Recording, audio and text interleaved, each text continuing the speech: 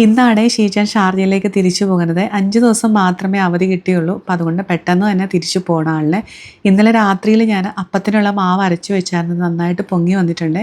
ഇന്നാണെങ്കിൽ അപ്പവും ബീഫ് കറിയും ഉണ്ടാക്കാമെന്നാണ് വിചാരിക്കുന്നത്. ബീഫ് ഞാൻ ഇന്ന് വാങ്ങിയതല്ല, 2 ദിവസം മുമ്പ് വാങ്ങിയതാണ്. അപ്പോൾ അപ്പത്തിൻ്റെ മാവിലേക്ക് ഉപ്പും കുറച്ച് പഞ്ചസാരയിട്ട് അതിനെ മിക്സ് ചെയ്ത് വെച്ചു. പിന്നെ സവാളയൊക്കെ അരിഞ്ഞ് വെച്ചു ബീഫിനുള്ള.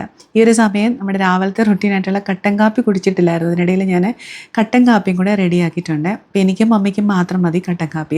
ഇന്ന് സിറ്റ് ഔട്ടിലിരുന്ന് കാപ്പി കുടിക്കാനുള്ള സമയമൊന്നും ഇല്ലാത്തതുകൊണ്ട് ഞാൻ അടുക്കളയിൽ തന്നെ ഇരുന്നാണ് കാപ്പി കുടിക്കുന്നത്. അതിനിടയിൽ ഞാൻ അപ്പവും കൂടി ചുട്ടെടുക്കുന്നുണ്ട്. അപ്പം ആണെങ്കിൽ ഇന്ന് അടച്ചു വെച്ചിട്ടാണ് ഞാൻ ഉണ്ടാക്കിയെടുക്കുന്നത്. ചില സമയത്ത് ഞാൻ തിരിച്ചിട്ട് ഉണ്ടാക്കിയെടുക്കാറുണ്ട്. അപ്പം നല്ല സോഫ്റ്റായിട്ട് വന്നിട്ടുണ്ട്. അപ്പം എല്ലാം ആദ്യം തന്നെ ചുട്ട് മാറ്റിയിട്ടുണ്ട്, അല്ലെങ്കിൽ മാവൊന്ന് പുളിച്ചു പോകും. അതുകൊണ്ട് പിന്നെ ബീഫ് കറി ഉണ്ടാക്കുന്നതിനായിട്ട് ചീനിച്ചട്ടിയിലേക്ക് കടുക് പൊട്ടിച്ചിട്ട് അതിലേക്ക് ഇഞ്ചി വെളുത്തുള്ളി പേസ്റ്റും പിന്നെ സവാള ഇട്ട് കൊടുക്കുന്നുണ്ട്. ഇന്ന് ഞാൻ ബീഫ് കറിയിലേക്ക് കുറച്ച് തക്കാളിയും കൂടി ചേർത്ത് കൊടുക്കുന്നുണ്ട്. തക്കാളി ഇട്ട് വഴറ്റിയിട്ട് എല്ലാ മസാലകളും ഇട്ട് കൊടുത്ത് നന്നായിട്ട് വഴറ്റിയിട്ട് ബീഫും കൂടി ചേർത്ത് കൊടുത്തിട്ടുണ്ട്. ബീഫ് ഞാൻ വേവിച്ച് വെച്ച ബീഫാണ് കേട്ടോ. എന്നിട്ട് ഇത് നന്നായിട്ട് അടച്ചു വെച്ച് വേവിക്കാം. ഷീജാന് കട്ടൻ കാപ്പി അത്ര പ്രിയമൊന്നുമല്ല. അപ്പോൾ അതുകൊണ്ട് ഷീജാൻ എഴുന്നേറ്റ് വന്നപ്പോൾ ഞാൻ ചായ ഇടാനായിട്ട് പാലെടുക്കുകയാണ്. അപ്പോൾ ഇന്നലെ കാച്ചി വെച്ച പാലാണ്. അതിൻ്റെ പാട ഞാൻ ഇതുപോലെ എടുത്ത് സ്റ്റോർ ചെയ്യാറുണ്ട് നെയ്യ് ഉണ്ടാക്കാനായിട്ട്. ബാക്കി പാൽ ഞാൻ ചായ ഇടുവാണ് ചെയ്യാറ്. ഇനി ബീഫ് കറി വരുന്നതിലേക്ക് കുറച്ച് കറിവേപ്പില ഇട്ടിട്ട് അതിനെ ഒന്ന് അടച്ചു വെച്ച് മാറ്റി വെച്ചു. അത് കഴിഞ്ഞ് ഞാൻ ബ്രേക്ക്ഫാസ്റ്റൊക്കെ ഞങ്ങൾ എല്ലാവരും കൂടി ഇരുന്ന് കഴിച്ചു. അത് കഴിഞ്ഞിട്ട് നേരെ ഞാൻ കറിവേപ്പില ഒടിക്കാനായിട്ട് പോയി. കറിവേപ്പില എൻ്റെ ഫ്രണ്ട്സിന് കൊടുത്ത് വിടാനായിട്ടുള്ളതാണ്. പിന്നെ കുറച്ച് കാന്താരി എടുത്തിട്ടുണ്ട്. കാന്താരി ഇവിടെ കുറേ ഉണ്ട്. അപ്പോൾ കാന്താരി എല്ലാം നുള്ളി എടുത്തിട്ടുണ്ട്.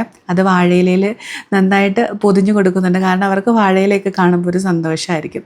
പിന്നെ ലാസ്റ്റ് നിമിഷത്തിലാണ് ഷീജാൻ എപ്പോഴും പാക്ക് ചെയ്യാറ്. അപ്പോൾ പാക്കിംഗ് ഒക്കെ ഇവിടെ തകൃതിയായിട്ട് നടക്കുന്നത്. അതിനിടയിൽ ചേച്ചി കുറച്ച് റംബൂട്ടാനും കൊണ്ടുവന്നിട്ടുണ്ട് എൻ്റെ ഫ്രണ്ട്സിന് കൊടുത്തു വിടാനായിട്ട്.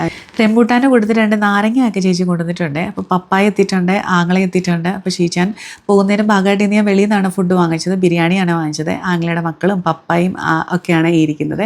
അപ്പം എല്ലാവരും ഫുഡൊക്കെ കഴിച്ചു. ഷീജാൻ ഇതാ റെഡി ആയിട്ടുണ്ട്. ഞങ്ങൾ തിരിച്ചിപ്പം ഒരു 10-15 ദിവസത്തേക്കകം തിരിച്ചു പോകുമെങ്കിലും ഷീജാൻ പോകുമ്പം എന്തോ ഒരു വിഷമമാണ്. കാരണം ഞങ്ങൾ ആകെ 3 പേരേ ഉള്ളൂ വീട്ടിൽ, ഷീജാനും കൂടി കൂട്ടി 4 പേര്. ഷീജാൻ ഒറ്റയ്ക്ക് പോകുമ്പം എന്തോ ഒരു മിസ്സിങ് പോലാണ്. ഷീജാൻ ഉണ്ടെങ്കിൽ നല്ല രസമാണ്, ഞങ്ങളെപ്പോഴും പുറത്ത് പോവുകയും വരികയൊക്കെ ചെയ്യും. മമ്മിയാണെങ്കിൽ ഷീജാൻ പോകുന്നത് പറഞ്ഞപ്പോൾ തന്നെ കരച്ചിൽ ആരംഭിച്ചിട്ടുണ്ട്. ഇത് ആരുടെ മമ്മിയാണെന്ന് കുറേ പേര് എന്നോട് ചോദിക്കുന്നുണ്ടായിരുന്നു. ഇതെൻ്റെ ഹസ്ബൻഡിൻ്റെ മമ്മിയാണ്. മമ്മിക്ക് മക്കളായിട്ട് ഈ ഒരു മകൻ മാത്രമേ ഉള്ളൂ, അതുകൊണ്ടാണ് ഇത്രയും വിഷമം. അപ്പോൾ ഷീജാൻ പോകാനിറങ്ങി. ഞങ്ങൾക്കും ഭയങ്കര വിഷമമായിരുന്നു. മോനിപ്പം തിരിച്ചു പോയെങ്കിലും മോനും അങ്ങ് കരയാൻ ആരംഭിച്ചു. കാരണം അവൻ്റെ പപ്പയുമായിട്ടുള്ള അറ്റാച്ച്മെൻറ്റ് ഭയങ്കരമാണ് അവന്.